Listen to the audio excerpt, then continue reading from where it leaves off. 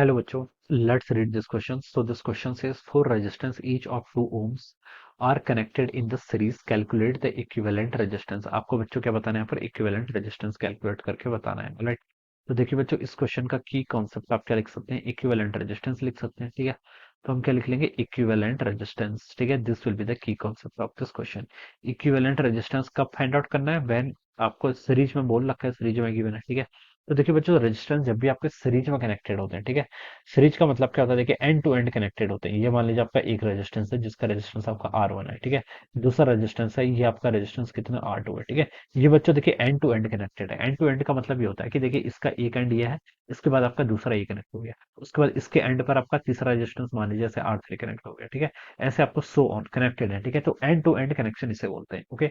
और इस कॉम्बिनेशन को आप क्या बोलते हैं? सीरीज, ठीक है? एक तो आप ऐसा समझ सकते हैं कि एंड टू एंड कनेक्टेड है, या फिर दूसरा ऐसा समझ लीजिए कि मान लीजिए मैं इसमें आई करंट को फ्लो करता हूँ, तो करंट देखिए ये R1 से भी यही करंट जाएगी, R2 से भी यही करंट जाएगी, R3 से भी यही करंट जाएगी, तीनों से सेम करंट जा रही है। तो these are connected in series. किसमें कनेक्टेड है? सीरीज में। करंट आपका यहाँ पर डिवाइड ही नहीं हो रही है, ठीक है? दूसरा होता है आपका पैरेलल, ठीक है?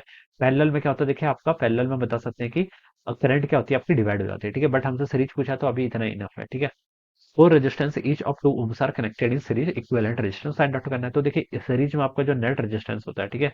सीरीज का जो नेट रेजिस्टेंस होता है वो होता है, देखिए आप ऐड करते जाइए। सिंपल सा आपका जो एल्जेब्रिक एडिशन होता है वो कर दीजिए, ठीक है? इस तरीके से आप ऐड कर लीजिए, ठीक है? अब यहाँ पर देखिए आप बोल रखा है दो ओम्स के रेजिस्टेंस है, और 2 ओम्स का रेजिस्टेंस है, कितने ऐसे टोटल चार्ज रेजिस्टेंस है, ठीक है? तो इस तरीके का सर्किट होगा आपका। एक रेजिस्टेंस ये है, this is our second, this is third, this is fourth, ठीक है? और सबका रेजिस्टेंस कितना बच्चा? 2 ओम्स के इक्वल है। ये कितना है बच्चों? 2 ओम्स, 2 ओम्स, ठीक है? अब हमें बताने की इक्विवेलेंट रेजिस्टेंस। तो बच्चों हम इक्विवेलेंट तो आसानी से बता सकते हैं, कितना होगा? चार रेजिस्टेंस है, चारों का रेजिस्टेंस 2 ओम्स के equal and they are connected in series. तो 2 + 2 + 2 + 2, ठीक है? कितना हो जाएगा? 2 को आप यहाँ पर 4 टाइम्स क्या कर लीजिए? ऐड कर लीजिए। तो बच्चों इसकी वैल्यू होगी यहाँ से आपकी 8 ओम्स के इक्वल, ठीक है? So this will be the answer of this question.